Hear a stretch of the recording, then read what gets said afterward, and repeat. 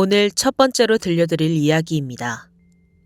그날 밤 세계에서 가장 유명한 남자는 수술실에서나 쓰는 마취제를 침실에서 맞고 있었어요. 그의 옆에는 단 한 명의 의사만 있었고 심장이 멈춘 걸 발견하고도 911에 전화하기까지 최소 수십 분에서 1시간 가까운 공백이 있었죠. 그는 새 앨범도 컴백 공연도 전설의 부활도 준비하고 있었어요. 그런데 우리가 실제로 마주한 건 침대 위에서 마취제를 맞고 쓰러진 마이클 잭슨의 마지막 모습이었습니다. 오늘은 그 방 안에서 정확히 무슨 일이 있었는지 이야기하려고 해요. 마이클 잭슨. 이 이름 앞에 수식어를 붙이는 것이 오히려 이상하게 느껴질 만큼 그는 그 자체로 하나의 시대였어요. 팝의 황제라는 칭호는 과장이 아니었죠. 그는 단순히 음악을 만드는 사람이 아니었어요. 그가 무대에 서면 세상이 달라졌고, 그가 앨범을 내면 기록이 다시 쓰였죠. 스릴러는 지금까지도 역사상 가장 많이 팔린 앨범 중 하나로 기록되어 있고, 그가 만들어낸 문워크는 전 세계 어느 나라에서도 통하는 언어가 되었어요. 그런데 그가 세상을 떠난 방식은 그가 살았던 방식과 너무 달랐습니다. 화려하지 않았어요. 조용했죠. 그리고 그 조용함 속에 너무 많은 것들이 뒤엉켜 있었어요. 2009년 6월 25일 오전, 로스앤젤레스 홀른빌스에 위치한 한 임대저택. 마이클 잭슨의 개인 주치의 콜레드 머레이 박사가 침실에서 호흡이 거의 없고 맥박이 미약한 상태의 잭슨을 발견했어요. 심폐소생술을 시도했지만 반응이 없었고 구급대가 도착했을 때 이미 심각한 상태였죠. 잭슨은 UCLA 메디컬 센터로 긴급 이송되었고 오후 2시 26분경 공식적으로 사망이 확인되었습니다. 향년 50세였어요. 처음 소식이 전해졌을 때 많은 사람들이 믿지 않았어요. 오보가 아닐까 하는 반응이 먼저 나왔죠. 그만큼 갑작스러운 일이었어요. 잭슨은 당시 런던에서 열릴 대규모 컴백 공연 This Is It을 준비하는 중이었거든요. 50회 공연이 예정되어 있었고 티켓은 순식간에 매진되었으며 세계가 그의 귀환을 기다리고 있었어요. 그 준비 한가운데에서 그는 생을 마쳤습니다. 부검 결과는 사망 원인을 명확히 가리켰어요. 프로포폴과 벤조디아제핀 중독이 심정지를 일으킨 것으로 판단되었고 사망 방식은 타살로 공식 분류되었죠. 프로포폴은 강력한 마취제로 본래 수술실에서 전문 의료진의 관리 아래 정맥으로 투여되는 약물이에요. 이것이 잭슨의 혈액에서 고농도로 검출되었고 함께 검출된 벤조디아제핀 계열 진정제와의 복합작용이 치명적인 결과를 낳은 거였어요.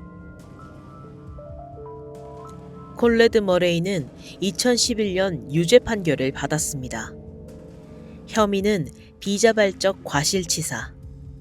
쉽게 말하면 일부러 죽이려 한 건 아니지만 의사로서 심각한 실수를 저질러 환자를 사망하게 만들었다는 거예요. 법원이 본 문제는 크게 두 가지였어요. 하나, 병원 수술실에서나 쓰는 강력한 마취제를 집 침실에서 함부로 놓았다는 것. 둘, 환자가 위급해졌을 때 바로 119에 신고하거나 응급처치를 하지 않고 시간을 질질 끌었다는 거죠. 판결문은 이런 행위를 극도로 부주의하고 위험한 의료행위라고 표현했어요. 여기까지는 공식적으로 확인된 사실들이에요. 그런데 이 사건을 둘러싼 의문은 법정 판결로 끝나지 않았죠. 가장 먼저 제기된 질문은 이것이었어요. 어떻게 프로포폴이 저택 침실에 있었는가? 프로포폴은 일반적으로 가정에서 사용하는 약물이 아니에요. 수술실 밖에서 이 약물을 환자에게 투여하는 것은 명백한 의료윤리 위반이죠. 그런데 머레이는 재판 과정에서 이렇게 진술했어요. 마이클은 프로포폴 없이는 잠을 잘 수 없다고 했습니다. 그것만이 자신에게 효과가 있다고 했어요. 그는 잭슨의 간곡한 요구에 따라 수개월에 걸쳐 이 약물을 수면 보조제로 사용해 왔다고 했어요. 수술실이 아닌 침실에서 정밀한 모니터링 장비 없이 혼자서요. 이것이 어떻게 가능했는지, 그리고 잭슨의 주변 사람들 중 아무도 이 사실을 몰랐는지에 대한 의문이 제기되었죠. 재판 과정에서 드러난 내용 중 하나는 머레이가 잭슨의 고용 계약을 앞두고 콘서트 주최사 AEG 라이브와 협상 중이었다는 사실이에요. 머레이의 급여는 AEG 라이브를 통해 지급되는 계약 구조로 협의됐던 상태였죠. 이 관계가 의사와 환자 사이의 판단에 어떤 영향을 미쳤는지, 그리고 공연 주최사가 잭슨의 건강 상태에 대해 어느 정도 알고 있었는지가 이후 민사소송에서 쟁점이 되었어요. 잭슨의 유족은 AEG 라이브를 상대로 소송을 제기했지만 이 소송은 결국 원고 패소로 마무리되었습니다. 잭슨이 사망 직전 어떤 상태였는지에 대한 증언도 엇갈렸어요. This is it 리허설 현장에 있었던 스태프들은 나중에 이렇게 말했죠. 그는 무대 위에서는 여전히 마이클 잭슨이었습니다. 하지만 무대를 내려오는 순간 완전히 다른 사람처럼 보였어요. 너무 말라 있었고 눈빛이 흐릿했습니다. 체중이 지나치게 줄어 있었고 체력이 현저히 떨어졌다는 증언이 여러 관계자로부터 나왔어요. 공연을 강행할 수 있는 상태였는지 자체에 의문을 품는 사람들도 있었죠. 잭슨의 만성적인 수면 장애와 약물 의존 문제는 오래된 것이었어요. 가까운 관계자들은 훗날 이렇게 털어놓았죠. 우리는 알고 있었습니다. 하지만 아무도 마이클에게 직접 말할 수 없었어요. 그는 듣지 않았고 우리는 그를 잃을까봐 두려웠습니다. 1993년 아동 성추행 의혹이 처음 제기되었던 시기부터 그의 몸과 정신 상태가 급격히 나빠지기 시작했다는 이야기도 있어요. 그 긴 세월 동안 잭슨의 주변에 진심으로 그의 건강을 걱정한 사람이 얼마나 있었는지에 대한 질문이 남습니다. 머레이는 복역 후 출소에서도 자신의 입장을 굽히지 않았어요. 그는 한 인터뷰에서 이렇게 말했죠.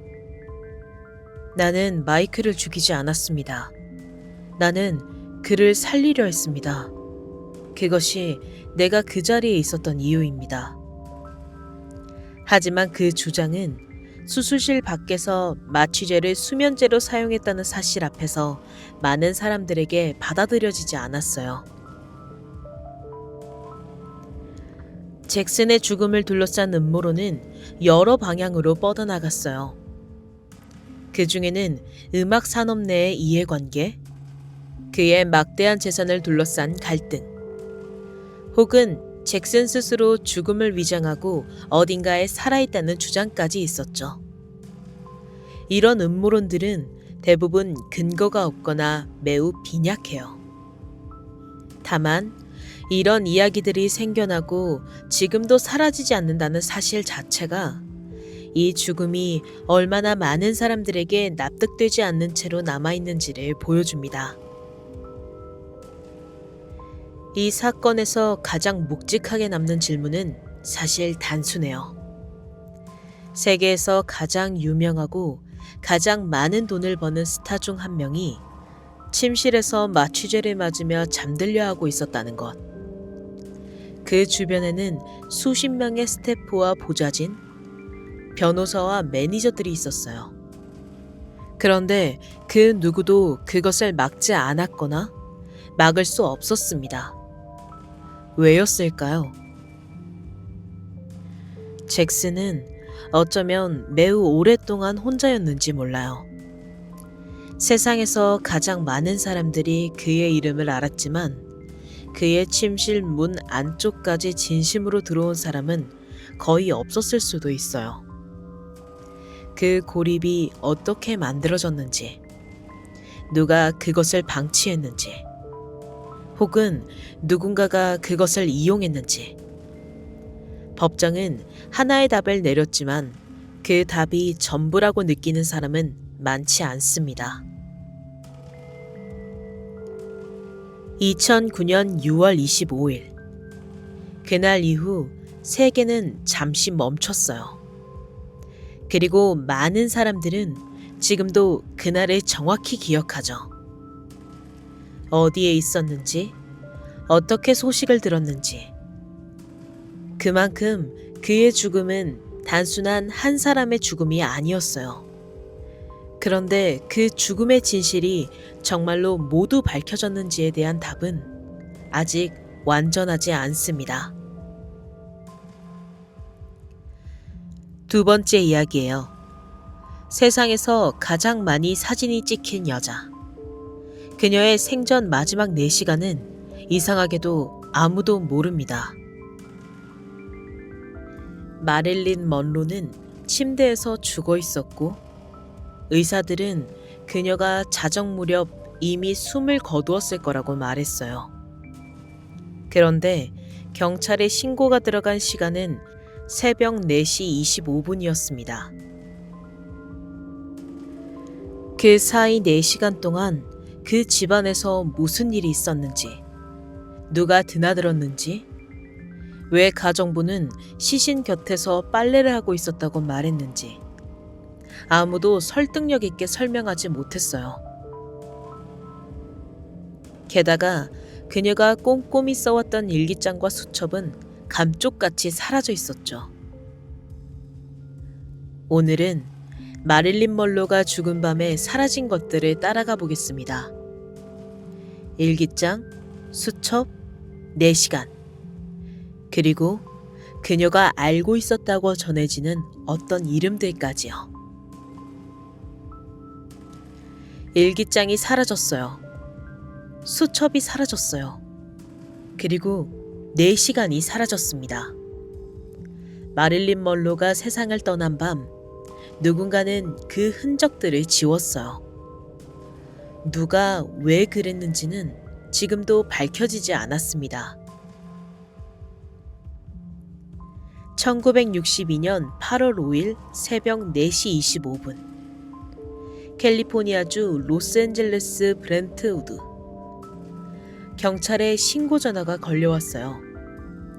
세계에서 가장 유명한 여성 중 한 명이 침실에서 숨진 채 발견되었다는 내용이었죠. 경찰들이 도착했을 때 마릴린 먼로는 이미 굳어 있었어요. 사후 경직이 진행된 상태였죠. 의사들은 그녀가 자정 무렵 혹은 그보다 이른 시간에 이미 사망했을 것으로 추정했습니다. 그런데 신고는 새벽 4시 25분이었어요. 가정부 유니스 머레이는 처음 경찰 조사에서 자정 무렵 침실 불빛을 보고 이상함을 느꼈다고 진술했어요. 그렇다면 발견부터 신고까지 4시간 이상이 걸린 셈이죠. 이 공백 동안 그 집안에서 무슨 일이 있었는지, 누가 있었는지, 무엇이 치워졌는지 아무도 명확하게 설명하지 않았어요. 더 이상한 것은 머레이가 나중에 한 다큐멘터리 인터뷰에서 이렇게 말했다는 점이에요. 왜 제가 새벽에 빨래를 하고 있었냐고요? 그냥 해야 할 것 같았어요.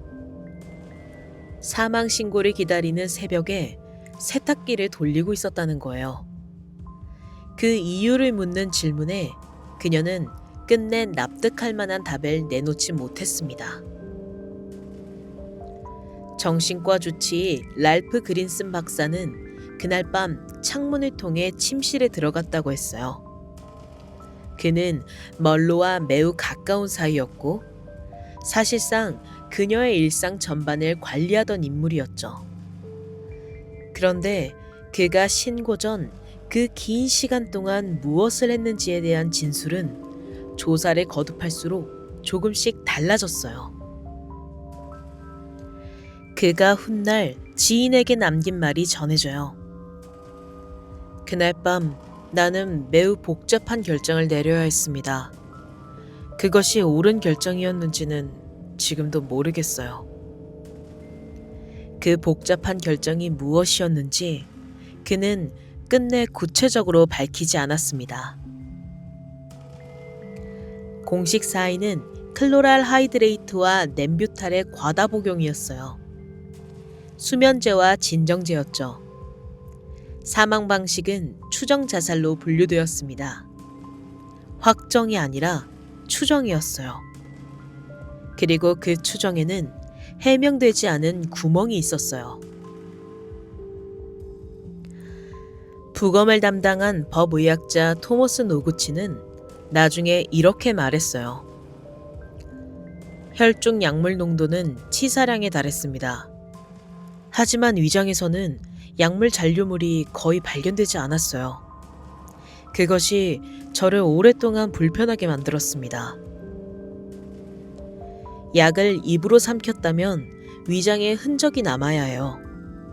그런데 그 흔적이 없었어요. 약이 다른 경로로 몸 안에 들어갔을 가능성, 즉 누군가가 다른 방식으로 투여했을 가능성을 완전히 배제할 수 없다는 겁니다. 반박하는 전문가들은 당시 시료 보관 과정의 문제를 지적하지만 노구치 자신은 죽을 때까지 이 의문을 거두지 않았습니다. 그리고 사라진 것들이 있어요. 멀로는 생전에 일기를 썼어요. 꼼꼼하게, 꾸준히요. 가까웠던 사람들은 그녀가 자신이 만난 사람들, 나눈 이야기들, 알게 된 것들을 그 안에 적었다고 했어요. 그런데 그녀가 사망한 직후 그 일기장과 수첩들이 집에서 사라졌어요. 누가 가져갔는지 아무도 공식적으로 말하지 않았죠.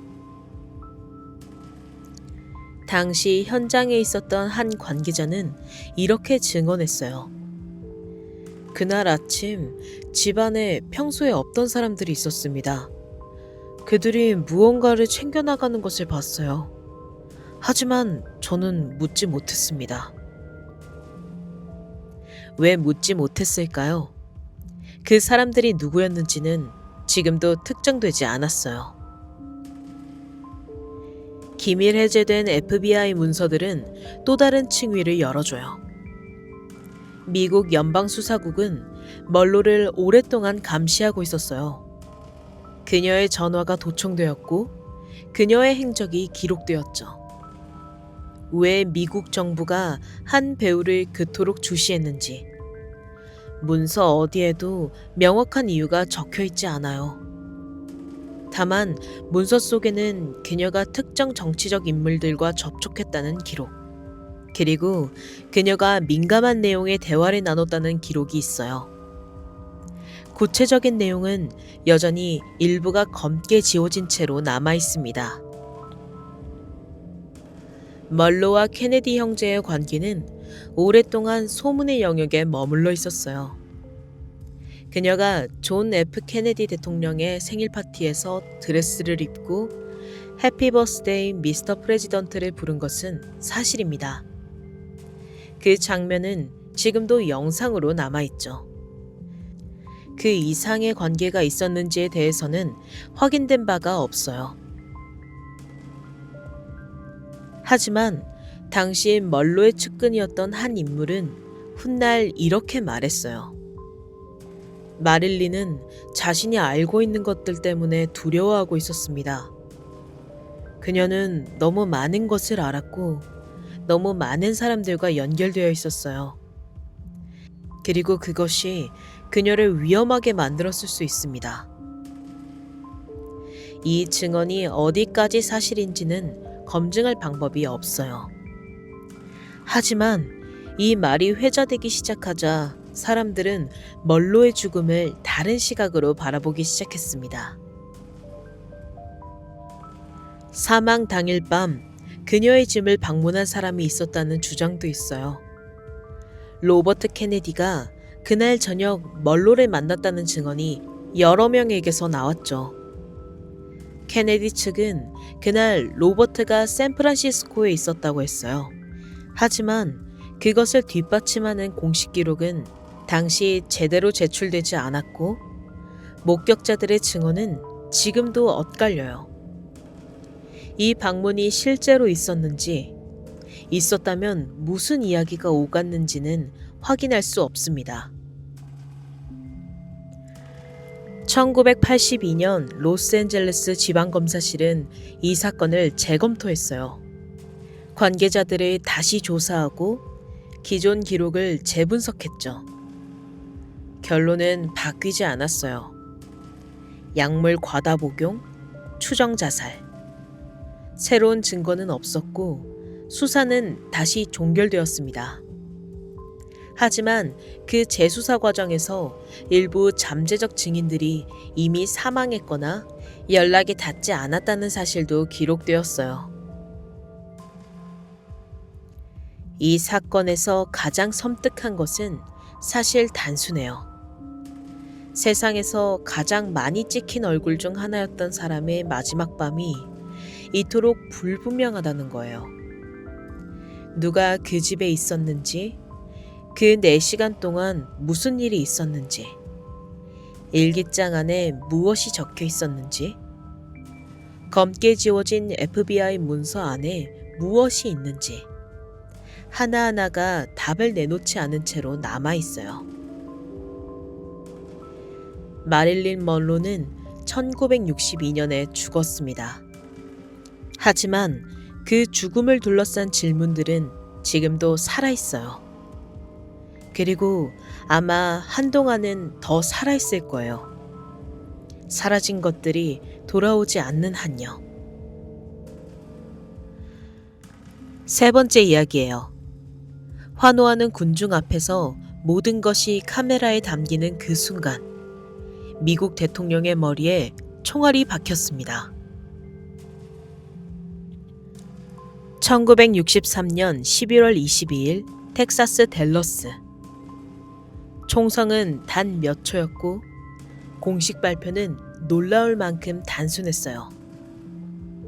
단 한 명의 저격수, 단 한 발의 결정적인 총알. 하지만 목격자들은 서로 다른 방향을 가리켰어요. 앞에서 들렸다, 뒤에서 들렸다, 풀밭 언덕 쪽에서 들렸다. 탄도학자들이 마법의 총알이라고 부르는 그 한 발은 대통령과 주지사의 몸을 7군데나 꿰뚫고도 거의 손상되지 않은 채 들것 위에서 발견되었어요. 그리고 유일한 피의자 리하비 오스왈드는 재판정에 서보기도 전에 경찰들 사이에서 다른 남자가 쏜 총에 맞아 죽었습니다. 오늘은 세상에서 가장 많이 찍힌 암살 장면 속에서 왜 아직도 총알 하나의 궤적, 총성의 방향, 그리고 배우를 아무도 확신하지 못하는지 이야기해봅니다. 단 몇 초였어요. 1963년 11월 22일 오후 12시 30분. 텍사스주 댈러스 딜리 플라자. 미국 대통령의 차량 행렬이 천천히 지나가고 있었고 수천 명의 시민들이 그 장면을 지켜보고 있었죠. 그리고 총성이 울렸습니다.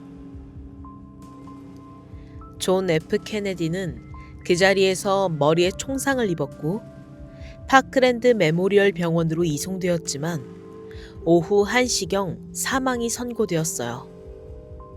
미국 역사상 가장 많은 목격자가 있었던 암살이었습니다. 그런데 그 수천 명의 목격자들이 본 것은 서로 달랐어요. 총성의 방향이 달랐어요.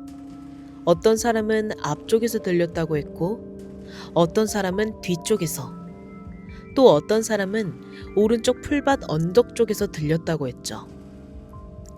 같은 장소에서 같은 순간을 목격한 사람들의 진술이 이토록 갈렸어요.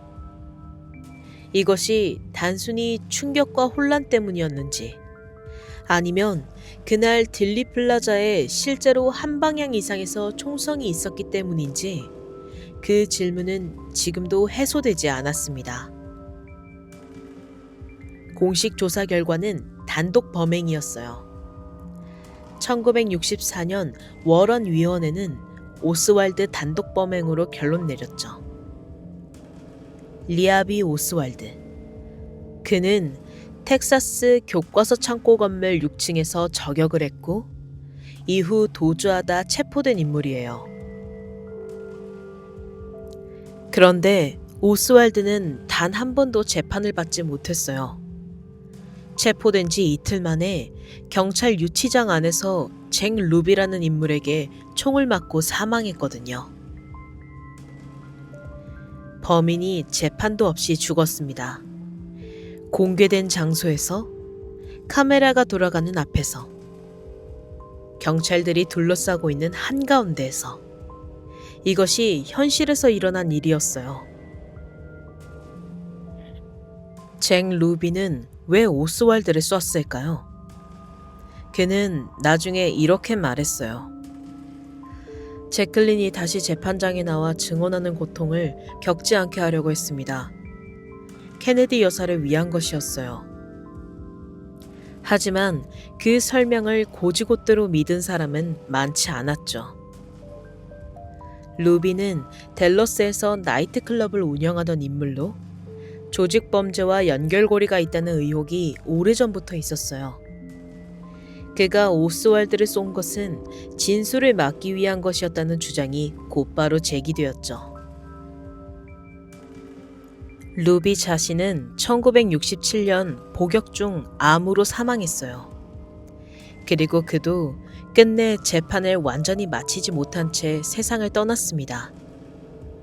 범인도 죽었고 범인을 쏜 사람도 죽었어요. 진실을 말할 수 있는 두 사람이 연달아 사라진 거예요. 이 사건에서 가장 유명한 물리적 의문은 이른바 마법의 총알 이론이에요. 워런 위원회의 결론에 따르면 오스왈드가 쏜 총알 한 방이 케네디의 목 뒤를 뚫고 나와 앞좌석에 앉아있던 텍사스 주지사 존 코널리의 등, 가슴, 손목, 허벅지를 철회로 관통한 뒤 코널리의 허벅지에서 멈췄다고 해요. 총알 하나가 두 사람의 몸을 7군데 꿰뚫으며 방향을 꺾고 또 꺾었다는 거죠. 그리고 그 총알은 나중에 병원 들것에서 거의 온전한 형태로 발견되었어요. 총알이 두 사람의 몸을 7번 관통한 뒤 거의 변형되지 않았습니다.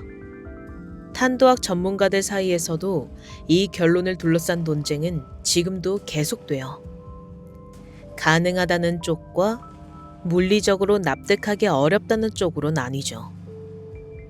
이 총알 하나의 경로가 설명되지 않으면 또 다른 총격자의 존재를 상정할 수밖에 없다는 것이 의혹론자들의 핵심 주장이에요. 그리고 에이브러햄 제프루더의 필름이 있어요. 당시 현장에 있었던 의류 제조업자 제프루더는 8mm 가정용 카메라로 암살 장면을 그대로 촬영했어요. 이 영상은 암살 당시를 담은 가장 완전한 기록으로 케네디의 머리가 총에 맞는 순간까지 담겨 있죠. 그런데 이 필름을 분석한 사람들이 주목한 것이 있어요. 총에 맞은 순간 케네디의 머리가 뒤로 젖혀졌다는 거예요.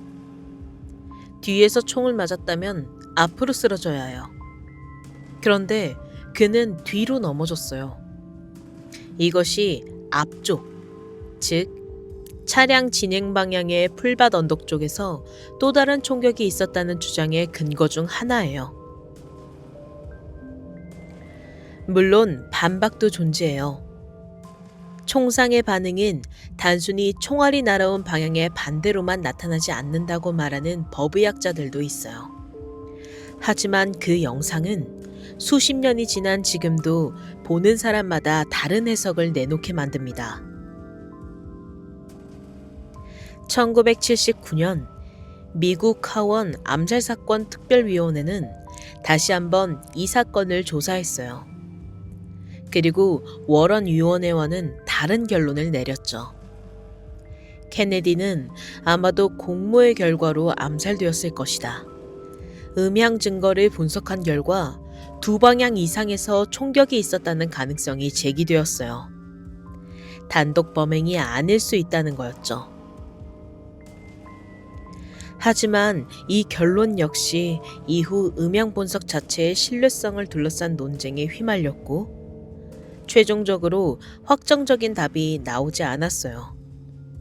공식 기관이 공모 가능성을 인정했지만 그 공모가 누구의 것인지는 밝히지 못한 거예요. 배후로 지목된 세력들은 다양했어요. 냉전 시대의 맥락 속에서 소련이나 쿠바의 개입을 주장하는 쪽이 있었고, 케네디의 정책에 반발하던 CIA 내부 세력, 마피아, 군산 복합체, 혹은 이 모두가 얽힌 복잡한 공모를 주장하는 시각도 있었죠.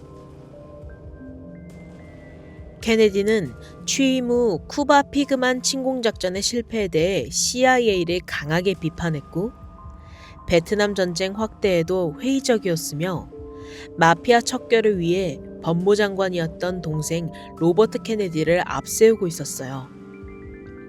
각각의 세력이 그를 제거할 동기를 가지고 있었다는 것이 이 주장들의 공통된 논리예요.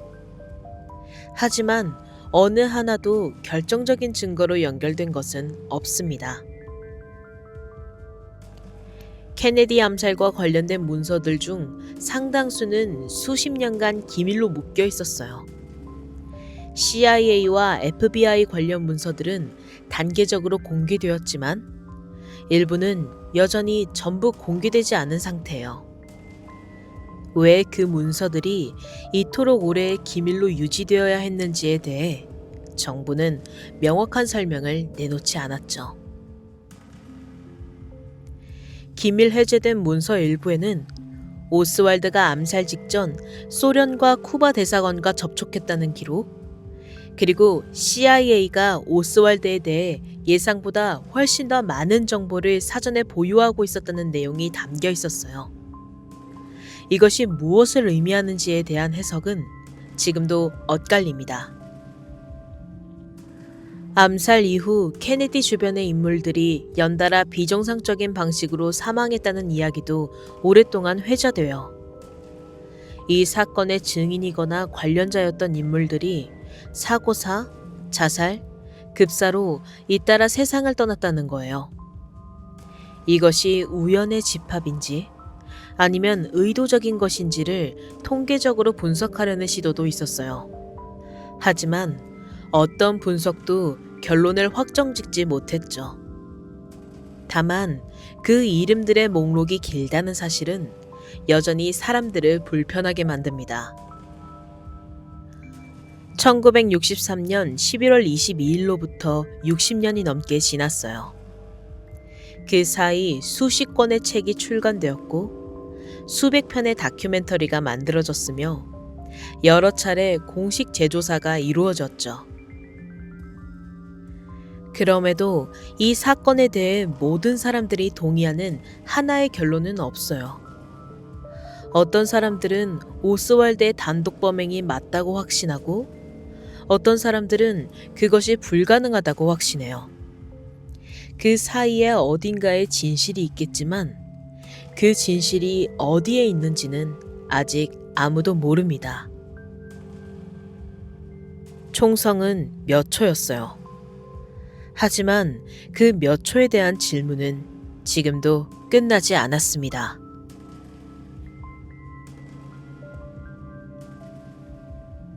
네 번째 이야기예요. 이 남자는 하루에 수천 번씩 주먹을 뻗고 체지방을 바닥까지 깎아내린, 인간이 어디까지 강해질 수 있는가를 몸으로 보여준 사람이었습니다. 그리고 어느 날 그는 두통약 하나를 먹고 잠들겠다고 말한 뒤 다시는 깨어나지 않았어요. 공식 사인은 뇌부종. 의사들은 약에 대한 급성 반응이라고 설명했지만 그 2달 전에도 이소룡은 똑같은 방식으로 한번 쓰러졌고 정밀 검사에서는 뇌에 아무런 이상이 없다는 판정을 받았죠. 50년이 지난 뒤 어떤 연구팀은 그의 죽음이 약이 아니라 몸이 물을 버리지 못해서 온 결과였을 수 있다는 논문을 냈어요. 홍콩 영화판의 조직, 갑작스러운 발작, 감춰진 사생활, 그리고 죽기 전부터 나 오래 못 살 것 같다고 말해왔던 그의 이상한 예감까지. 오늘은 세계에서 가장 강했던 남자가 왜 이렇게 약하고 허무한 방식으로 쓰러져야 했는지에 대한 3가지 가설을 따라가 봅니다. 이소룡. 그는 인간의 신체가 어디까지 도달할 수 있는지를 보여준 사람이었어요. 하루에 수천 번의 주먹 수련, 극도로 낮은 체지방, 순간 발력이 측정기의 한계를 넘어섰다는 이야기가 지금도 전해져요. 그를 알던 사람들은 한결같이 말했죠. 그는 자신의 몸을 완벽하게 통제하는 사람이었습니다. 그런 사람이 갑자기 죽는다는 것은 상상조차 할 수 없었어요.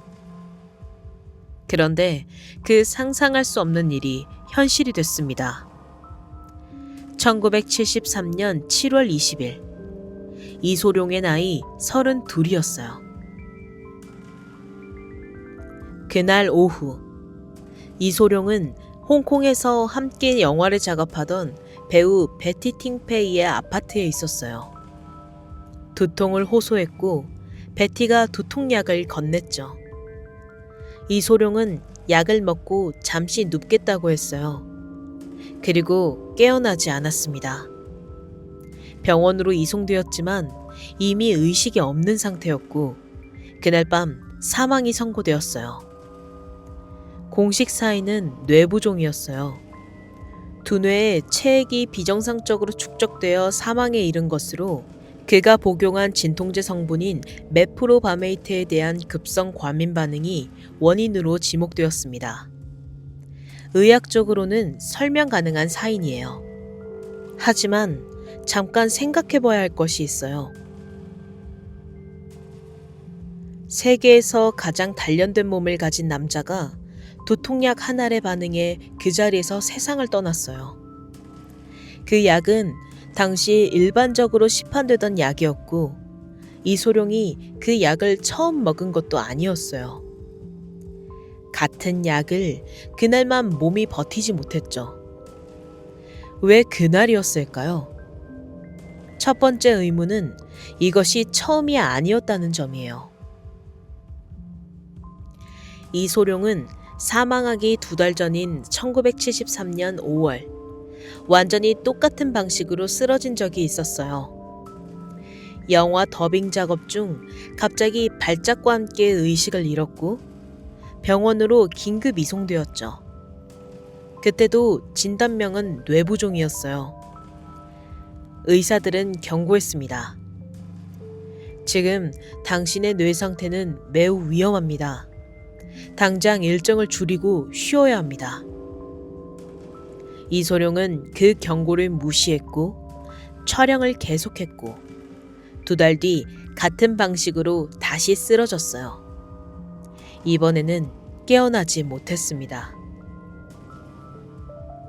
그런데 이상한 점이 있어요. 5월 사건 이후 이소룡은 정밀 검사를 받았어요. 그런데 그의 뇌에서는 아무런 기질적 이상이 발견되지 않았어요. 완전히 정상이었죠. 정상 판정을 받은 그 뇌가 2달 뒤 또다시 같은 방식으로 무너졌어요. 원인도 예측도 설명도 불완전했습니다. 두 번째 의문은 사망 장소였어요. 이소룡이 쓰러진 곳은 베티 팅페이의 아파트였어요. 그런데 이 사실은 처음에 공개되지 않았죠. 공식 발표에서 사망 장소는 병원으로만 처리되었고, 그가 베티의 집에 있었다는 사실은 한참 뒤에야 알려졌어요. 그리고 또 하나의 질문이 생겨나요. 이소룡이 의식을 잃은 뒤 병원으로 이송되기까지 얼마나 걸렸을까요? 기록에 따르면 그 시간이 상당히 길었어요.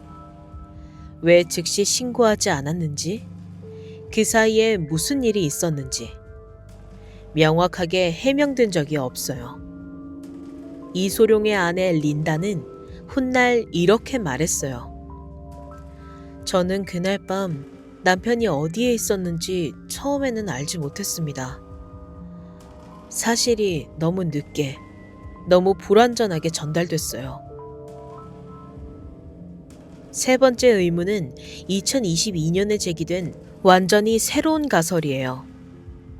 이소룡이 사망한 지 49년이 지난 뒤 스페인의 신장 전문 연구팀이 학술지에 논문을 발표했어요. 이소룡의 뇌부종이 약물 과민 반응이 아니라 신장의 수분 처리 기능 이상에서 비롯되었을 수 있다는 내용이었죠. 이소룡은 생전에 물을 극도로 많이 마시는 습관이 있었고, 마리화나를 상습적으로 흡입했다는 것이 알려져 있어요. 마리화나는 신장이 수분을 배출하는 기능을 억제할 수 있고, 과도한 수분 섭취와 결합되면 혈액 내 나트륨 농도가 급격히 낮아지는 저나트륨 혈중을 유발할 수 있어요. 이 상태가 뇌 안의 체액 균형을 무너뜨려 부종으로 이어졌을 수 있다는 거였죠. 이것이 사실이라면 이소룡은 두통약 때문에 죽은 것이 아닐 수 있어요. 50년 가까이 알려진 것과 전혀 다른 이유로 죽었을 수도 있다는 거예요. 이 논문은 학계에서 완전히 수용된 것도 아니고 완전히 반박된 것도 아니에요. 지금도 논쟁 중입니다. 네 번째 의문은 직접적으로 말하겠습니다. 누군가가 그를 죽였을 수도 있다는 이야기예요. 홍콩 영화계에서 삼합회, 즉 조직범죄 집단의 영향력은 당시 공공연한 사실이었어요. 이소룡은 그 질서 안에서 자신만의 길을 걸으려 했죠.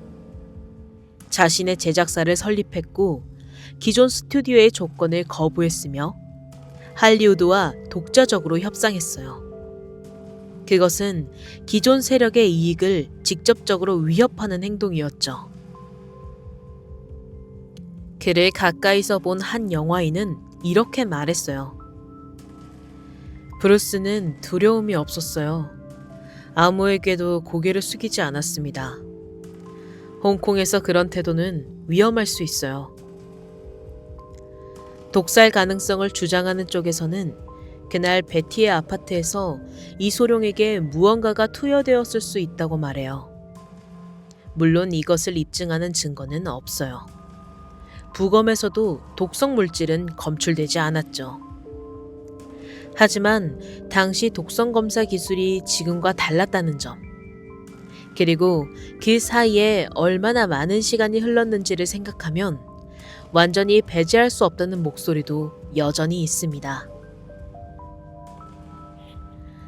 마지막 의문은 가장 단순하면서도 가장 불편한 거예요. 이소룡은 죽기 몇 주 전부터 자신이 죽을 것 같다는 말을 했다고 전해져요. 가까운 지인들의 증언이에요. 그가 어느 날 갑자기 그런 말을 했어요. 나 오래 못 살 것 같아. 그냥 느낌이 그렇다고요. 당시에는 아무도 그 말을 진지하게 받아들이지 않았어요. 그리고 그 말이 현실이 됐죠. 그가 예감했던 것인지 아니면 자신의 몸 상태에서 무언가를 느끼고 있었던 것인지 알 수 없어요. 다만 그 말이 기억 속에 남아있다는 사실이 이 이야기를 더욱 무겁게 만듭니다. 이소룡의 죽음에 대한 완전한 답은 아직 없어요. 약물 과민 반응이었다는 설명, 신장 기능 이상이었다는 새 가설, 누군가의 개입이 있었다는 의혹. 이 세 가지가 지금도 공존하고 있어요. 그리고 세 가지 모두 완전히 증명되지 않았고 완전히 부정되지도 않았죠. 32살의 세상을 떠난 가장 강한 남자의 죽음이 반세기가 지나도록 아직 하나의 답으로 모이지 않고 있습니다. 그는 물처럼 되어라라고 했어요. 물은 형태가 없지만 어디든 스며들죠. 이소룡의 죽음을 둘러싼 의문도 그래요. 막으려 해도 막히지 않고 사라지는 것 같다가도 다시 돌아옵니다. 5번째 이야기를 시작하기 전에 먼저 숫자 하나만 기억해 주세요. 6km, 1시간 44분. 전 세계인의 사랑을 받던 다이애나 왕세자비. 그녀가 사고 현장에서 병원까지 이동하는데 걸린 거리와 시간이에요. 다이애나 비가 파리 알마 터널에서 사고를 당한 시간은 새벽 0시 23분. 병원에 도착한 시간은 새벽 2시 6분. 사고 현장에서 병원까지 거리는 단 6km였어요. 세계에서 가장 유명한 여성 중 한 명이 터널 안에서 차에 갇힌 채 1시간이 넘도록 현장에 머물렀고 그 길 위 대부분의 CCTV는 우연처럼 모두 꺼져 있었습니다. 그리고 10개월 전 다이애나는 편지 한 장을 남겼어요. 나는 자동차 사고로 죽게 될 것 같다는 계획이 있다고 믿습니다. 뇌손상을 입히기 위한 것이죠. 오늘은 그 6km의 길 위에서 왜 그렇게 긴 시간이 사라졌는지, 왜 카메라는 모두 꺼져 있었는지, 그리고 왜 어떤 사람들은 지금도 이건 사고가 아니었다고 말하는지 따라가 보겠습니다. 다이애나가 파리 알마 터널에서 사고를 당한 시각은 1997년 8월 31일 새벽 0시 23분이었어요. 그리고 그녀가 병원에 도착한 시각은 새벽 2시 6분이었죠. 사고 현장에서 병원까지의 거리는 약 6km였어요. 6km를 이동하는데 1시간 44분이 걸렸습니다. 왜 그렇게 오래 걸렸을까요? 이 질문부터 시작해야 해요. 1997년 8월 31일 세계는 잠에서 깨어나 뉴스를 마주했고 믿지 않으려 했어요. 다이애나 왕세자비가 파리에서 교통사고로 사망했다는 소식이었죠. 향년 36이었어요. 찰스 왕세자와 이혼한 뒤 왕실을 떠나 독립적인 삶을 걷기 시작했던 그녀가 파리의 어두운 터널 안에서 생을 마쳤습니다. 공식 조사 결과는 사고였어요. 운전기사 앙리 폴이 음주 상태에서 과속을 했고 파파라치 차량에 쫓기다 터널 안에서 통제력을 잃었다는 거였죠. 앙리 폴은 현장에서 즉사했고 함께 타고 있던 도디 파예드도 사망했어요. 다이애나는 현장에서 살아있었지만 병원으로 이송된 뒤 사망했죠.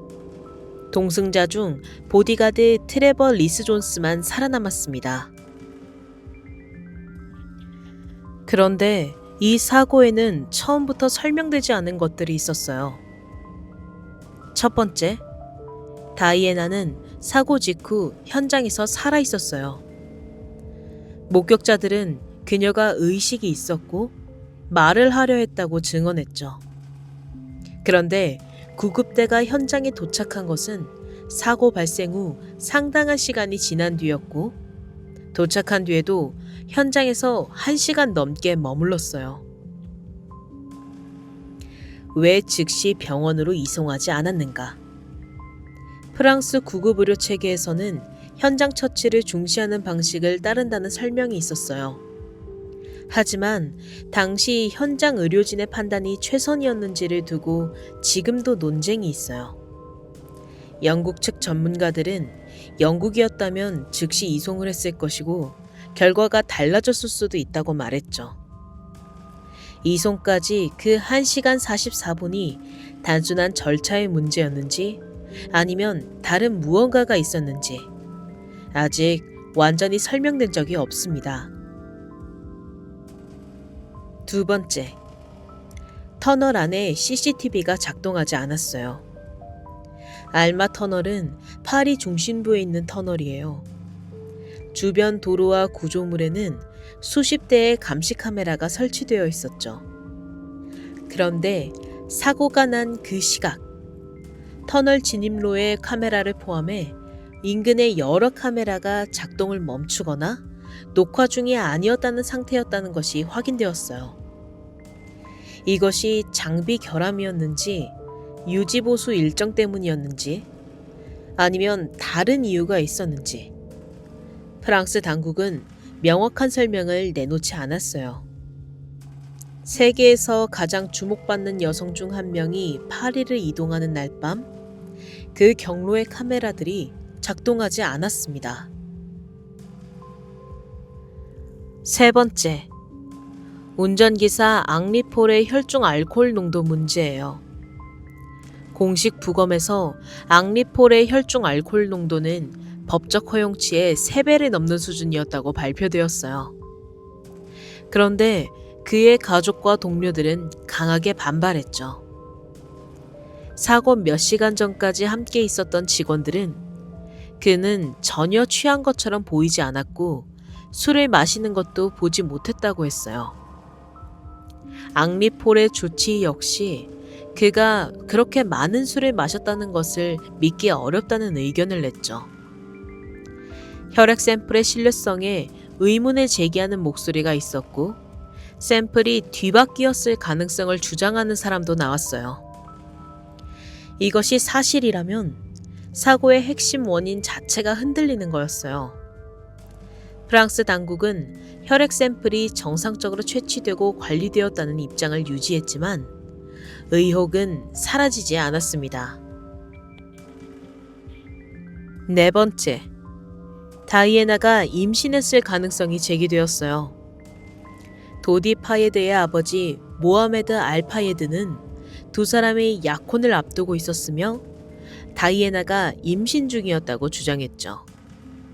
그는 영국 왕실이 이를 막기 위해 두 사람을 제거했다고 공개적으로 주장하며 수년간 독자적인 수사를 진행했어요.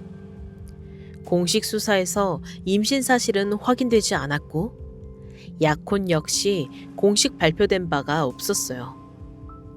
하지만 알파예드는 끝까지 이 주장을 철회하지 않았죠. 제 아들과 다이애나는 살해당했습니다. 그것은 사고가 아니었어요. 그 주장의 진실 여부를 떠나 이 사건이 단순한 교통사고였다고 믿지 않는 사람이, 그것도 직접 당사자가 있다는 사실은 이 사건의 무게를 다르게 만듭니다. 다섯 번째, 다이애나 본인의 목소리예요. 사망하기 약 10개월 전인 1996년, 다이애나는 자신의 친필로 편지를 썼어요. 그 편지는 사후에 공개되었는데 거기에는 이런 내용이 있었죠. 저는 자동차 사고로 인해 생을 마감하게 될 것이라는 계획이 있다고 믿습니다. 뇌 손상을 입히기 위한 것이죠. 그리고 그것은 찰스가 재혼하는 길을 열기 위한 것입니다. 다이애나가 이 편지를 쓴 것은 사실이에요. 편지는 법정에서도 증거로 제출되었죠. 그녀가 자신의 죽음을, 그것도 구체적인 방식까지 포함해 예언했어요. 이것이 단순한 불안과 두려움의 표현이었는지, 아니면 그녀가 실제로 무언가를 알고 있었던 것인지 아무도 확답을 내놓지 않습니다. 6번째, 터널 안에서 강렬한 성광이 목격되었어요. 사고 당시 현장 근처에 있었던 여러 목격자들이 터널 안에서 매우 강한 성광이 번쩍였다고 증언했죠. 이것이 무엇이었는지에 대한 공식 설명은 없었어요. 파파라치의 카메라 플래시였다는 설명도 있었지만 목격자들이 묘사한 성광의 강도는 일반 카메라 플래시와는 달랐다는 증언도 있었어요. 일부에서는 강렬한 빛으로 운전자의 시야를 순간적으로 차단하는 방식의 공작 기술이 사용되었을 가능성을 제기했죠. 이것은 확인된 사실이 아니에요. 하지만 섬광을 봤다는 목격자들의 진술 자체는 기록에 남아 있습니다. 2004년부터 2006년까지 영국 경찰은 페제드 작전이라는 이름의 공식 수사를 진행했어요. 2008년 런던 법원의 배심원단들은 평결을 내렸죠. 앙리폴의 과속 운전과 파파라치 차량들의 무모한 추격이 결합된 결과로 인한 과실치사. 살인이 아닌 과실이었어요. 음모론을 뒷받침하는 결정적 증거는 발견되지 않았다는 것이 공식 입장이었습니다. 하지만 그 편결이 모든 것을 끝내지 않았어요. 편지는 여전히 존재해요. CCTV는 여전히 그날 밤 작동하지 않았어요. 1시간 44분은 여전히 설명되지 않아요. 그리고 다이애나를 직접 알았던 사람들 중 일부는 지금도 이것이 사고였다는 말을 믿지 않습니다. 왕실의 아이를 낳고 왕실을 떠나고 지뢰반대 캠페인을 벌이고 아픈 아이들 곁에 앉아 손을 잡았던 여자. 전 세계가 그녀를 사랑했고 전 세계가 그녀를 잃었어요. 그 상실이 너무 갑작스러웠기 때문에 사람들은 지금도 그 밤 파리의 터널 안에서 무슨 일이 있었는지를 물어요. 그리고 아마 한동안은 계속 물을 거예요.